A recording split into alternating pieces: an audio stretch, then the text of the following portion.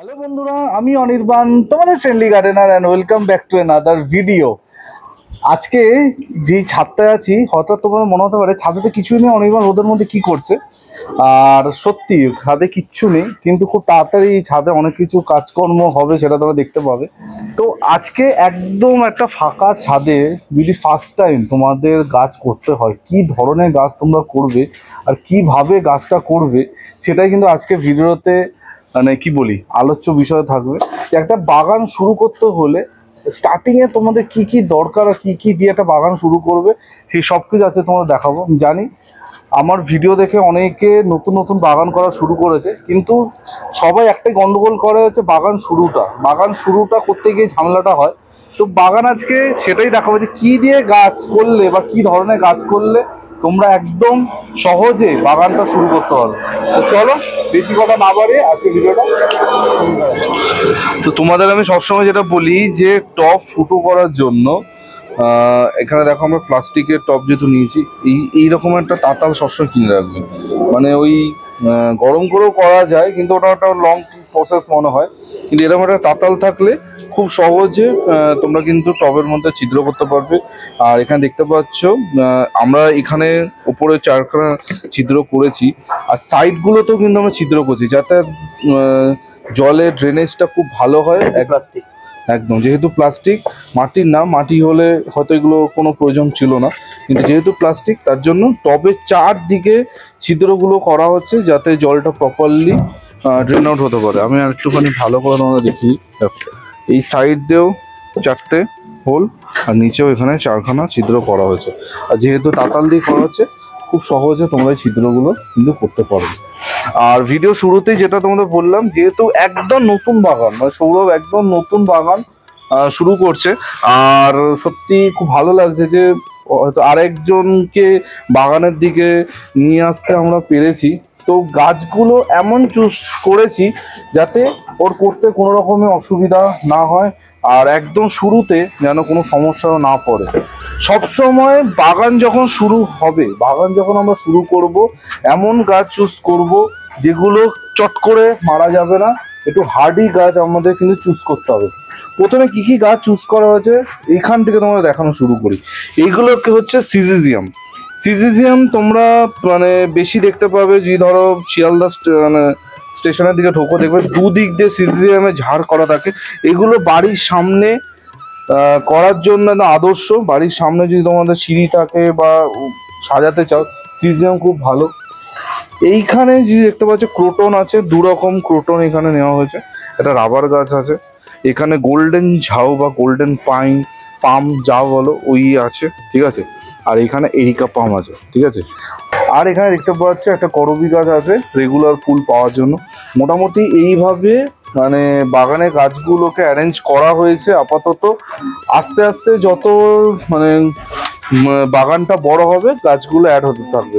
কিন্তু সেইটাই বলবো যে বাগান যখন শুরু করা হবে, তখন এমন গাছ নিতে হবে যেগুলো চট করে মারা যাবে না, সেই রকম ভাবেই কিন্তু একদম হার্ডি গাছ এখানে নেওয়া হয়েছে। মানে এই গাছগুলো একমাত্র একটা কারণেই মরতে পারে, সেটা হচ্ছে ড্রেনেজ যদি খারাপ হয় তাহলেই এই গাছগুলো মরবে, আদারওয়াইজ এই গাছগুলো মরার কোনো চান্সেস নেই।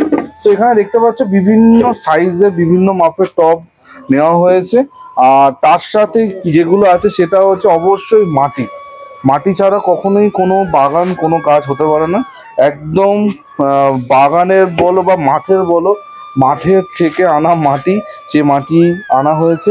আর মাটিটা কিন্তু 2-3 দিন রোদ খাওয়ানোর পর একদম পুরো ড্রাই হয়ে গেছে। এবার এই মাটি দিয়ে কি করে গাছটা বসবে সেটাই হচ্ছে ব্যাপার। তোমরা দেখতে থাকো, ডেফিনেটলি ইচ অ্যান্ড এভরিথিং আস্তে আস্তে শেয়ার করছি।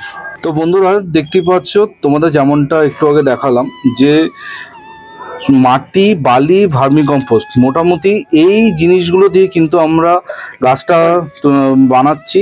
আর ফার্স্ট টাইম কিন্তু বাগানটা শুরু করছি। প্রথমেই তোমাদের এক গাদা জিনিসপত্র কেনার কোনো প্রয়োজন নেই, শুধু মাটি, বালি, ভার্মিকম্পোস্ট দিয়েই তোমরা কিন্তু মাটিটা তৈরি করবে। এখানে দেখতে পাচ্ছ এখানে 2:1:1 রেশিওতে মাটি, বালি আর ভার্মিকম্পোস্ট মেশানো হয়েছে। 2 ভাগ নর্মাল গার্ডেন সয়েল, এক ভাগ বালি আছে আর এক ভাগ কিন্তু ভার্মি কম্পোস্ট আছে। আর এই যে মাটিটা দেখতে পাচ্ছি এটা একদম মানে কি বলবো ক্ষেতের মাটি, একদম ধান ক্ষেত থেকে আনা হয়েছে, তো সেই মাটি এখানে ব্যবহার করা হচ্ছে।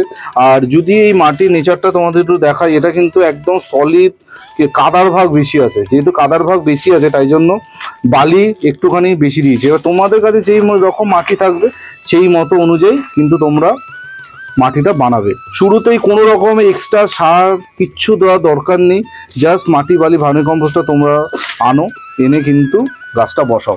এখানে তোমরা দেখো আমি কিছুক্ষণ আগে যে গাছগুলো দেখাচ্ছিলাম তার মধ্যে বেশ কিছু গাছ অলরেডি আমরা বসিয়ে ফেলেছি।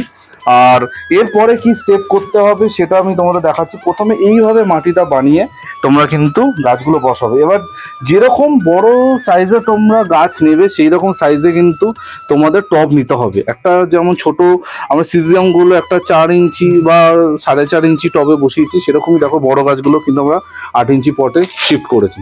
ঠিক আছে, এবার চলো এরপরে কি করতে হবে সেই স্টেপটা তোমাদের দেখাই। তো বন্ধুরা আমাদের সবকটা গাছ দেখতে পাচ্ছ বসানো হয়ে গেছে।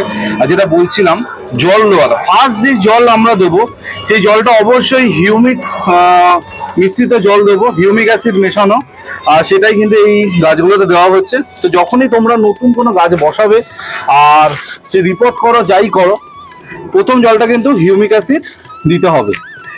এবার অনেকে বলতে পারে যে অনেকবার আমার এখানে পাওয়া যায় না, আমি কি করে দেবো? যদি না পাওয়া যায় তাহলে কিছু করা যায়, নর্মাল ভালো করে জল দিয়ে দেবে। কিন্তু যদি পাওয়া যায় অবশ্যই হিউমিক ওয়াটার। আর এটা যদি ভালো করে লক্ষ্য করো, এই যে গাছগুলো বসানো হয়েছে এ কিন্তু ওপরে কিছুটা করে গ্যাপ আমরা রেখেছি, যাতে এই যে জল দিয়েছি জলটা ওভারফ্লো করে বেরিয়ে না পড়ে। ঠিক আছে, তো এই যে কটা জিনিস মাথায় রাখো, ডেফিনেটলি তোমাদের গাছ ভালো থাকবে। আর যেমনটা দেখালাম আর যেমন বললাম সেই জিনিসগুলো কিন্তু তোমাদের শুনে চলতে হবে, তাহলে কিন্তু কোনো অসুবিধা নেই। এখন গাছগুলো আমরা টোটালি শেডে রাখবো, এখানে দেখতে পাচ্ছ পুরো শেড আছে, অন্তত 1 সপ্তাহ এরমভাবেই থাকবে। রেগুলার ওয়াটারিং করতে হবে, জলের যেন কোনো ঘাটতি না হয় সেটা দেখতে হবে, তাহলেই গাছ ভালো থাকবে। আর শুরুতেই গাছে কি খাবার দেবো না দেবো ওই নিয়ে চিন্তা করার কোনো প্রয়োজন নেই। গাছে খাবার এখন না, অন্তত মাস 1.5 পর আমরা গাছে খাবার দেবো, ততদিন গাছে কিচ্ছু করতে হবে না। ঠিক আছে, তো এই ছিল টোটাল ভিডিও। আশা করছি নতুন বাগানে যারা তাদের উপকারে লাগবে। আর যদি তারপরে তোমাদের কোনো রকমের জানার থাকে, কোনো প্রশ্ন থাকে, অবশ্যই আমাকে কমেন্ট সেকশনে কমেন্ট করতে পারো। আর আমার ফোন নাম্বার স্ক্রিনে দেখতে পাচ্ছ, এই নাম্বারে সকাল 10টা থেকে রাত 8টা অবধি ফোন অ্যাভেলেবেল থাকে। তো এইগুলো আছে, ভিডিওটা এখানে এন্ড করছি। কালকে ঠিক সকাল 11টায় নতুন ভিডিওর সাথে অনির্বাণ চলে আসবে। 3 দিন সবাই ভালো থেকো আর সবুজ থেকো। ততক্ষণের জন্য বাই বাই।